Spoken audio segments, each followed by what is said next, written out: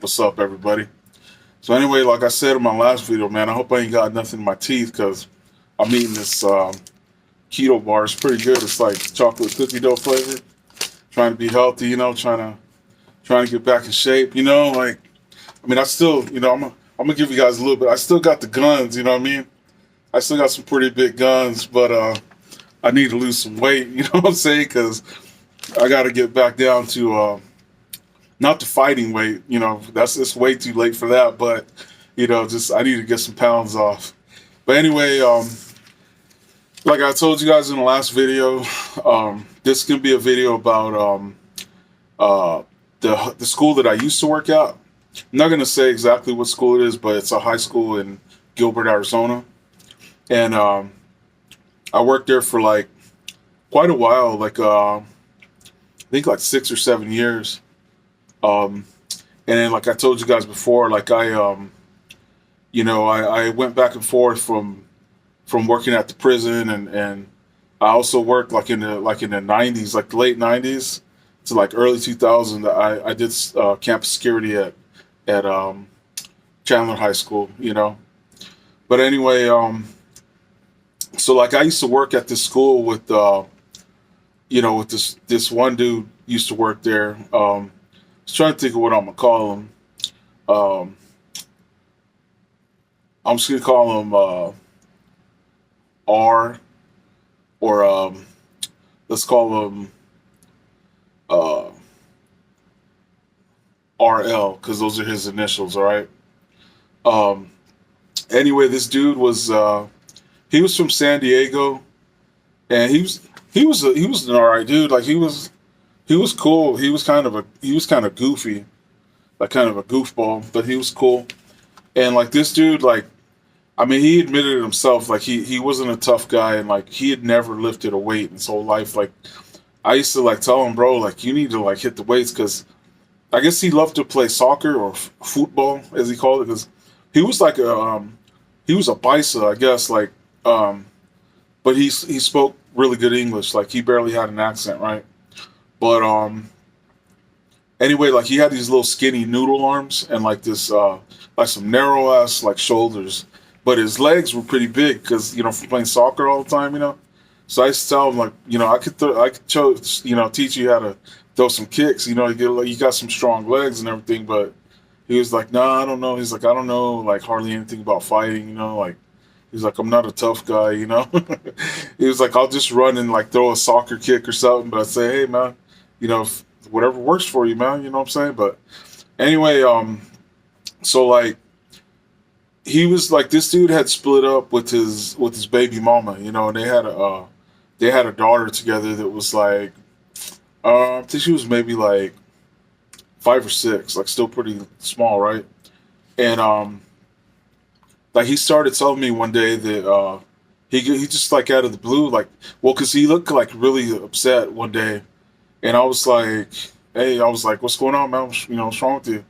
And he was like, I haven't seen my daughter in like over a month. And I was like, what? I was like, why? Because this dude was like, he was a pretty good dad. Like he always, he cared about his daughter and like, spent time with her and stuff, right?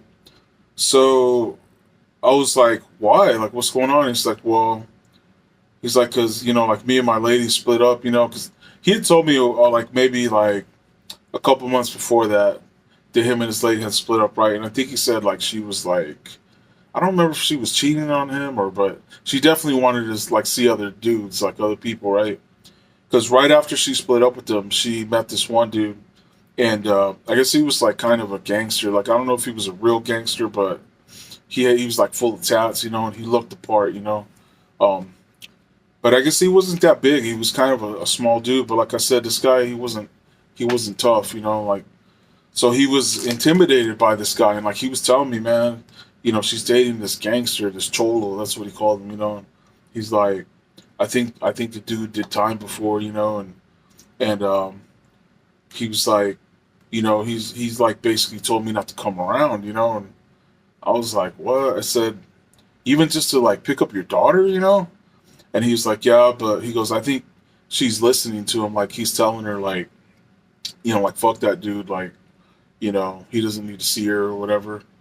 So I kind of like I was kind of like giving the dude a pep talk, like, man, you gotta like, bro, you gotta freaking you gotta stand up for yourself, like, that's your daughter, like, I know you want to see her, and like, man, don't let this dude like intimidate you and like dictate, like, you need to tell your lady, like, hey, we can meet up somewhere, um, maybe at her parents or something, but just be like, I need to see my daughter, right?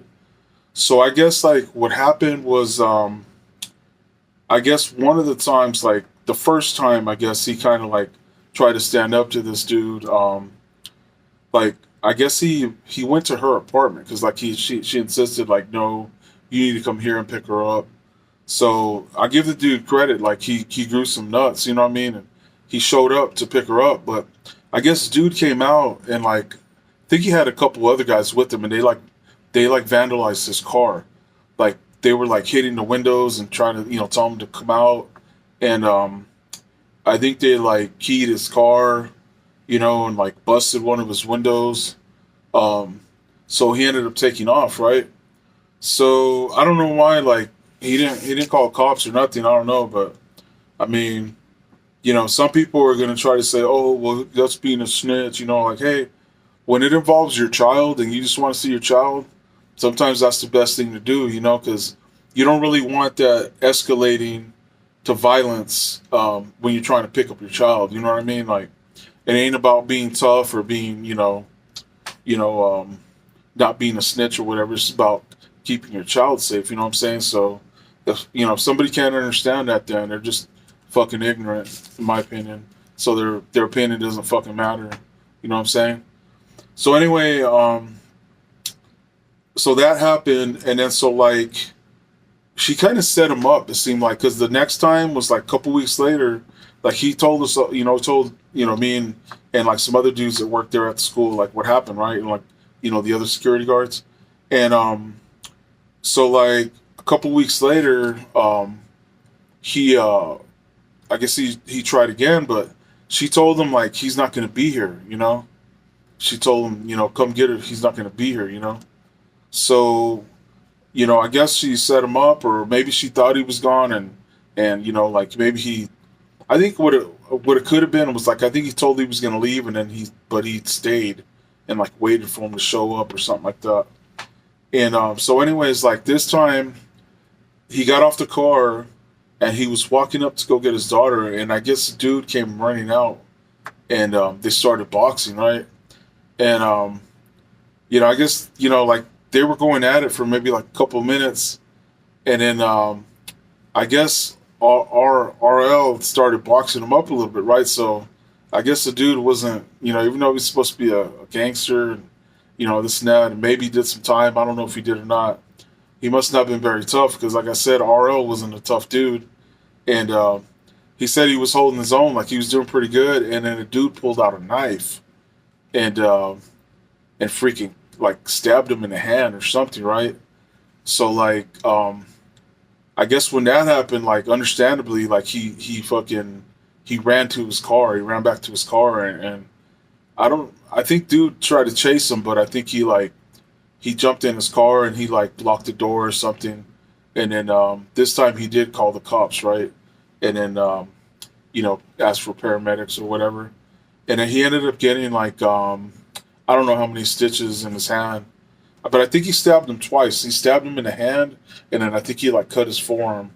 So he got like a pretty good amount of stitches, right? So like when like when it got back to us at the school, um, like the following, because I think it happened over the weekend.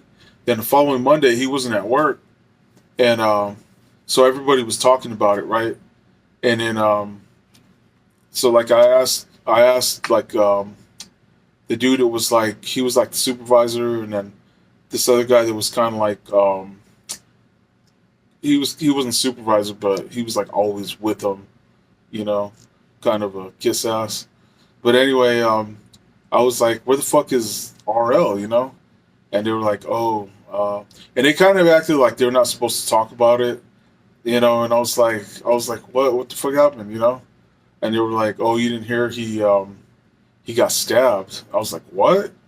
And they were like, yeah, he was trying to go pick up his daughter, and he got into it with his ex's man, and homeboy like pulled out a knife when they were fighting, and like stabbed him in the hand and like cut his forearm, and then so I was like, what the fuck? I was thinking, damn, like.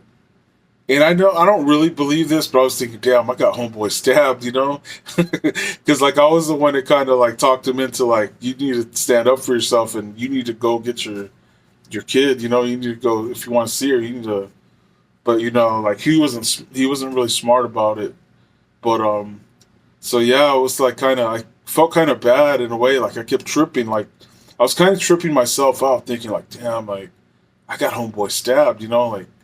That was I wonder I was kept thinking to myself, was that kind of my fault, but I mean obviously it's not like I didn't really have nothing to do with it except other than just telling them like you need to make a stand and tell your lady like, you want to see your daughter or whatever, But dude ended up getting arrested and they hauled his ass off, and so everything kind of went back to normal, like he got his visitations back and everything and he healed up okay. But yeah, it was pretty wild, man. Like everybody was like giving him a little bit of props for a while. Like, hey, man, you boxed up a gangster and survived the freaking stabbing, So he got a little bit of street cred after that. But anyways, I hope you guys liked that story. Don't forget to hit like and leave comments, and then I'll get back to you guys in the comments. That's it for now. Your homie Big Cisco. Peace.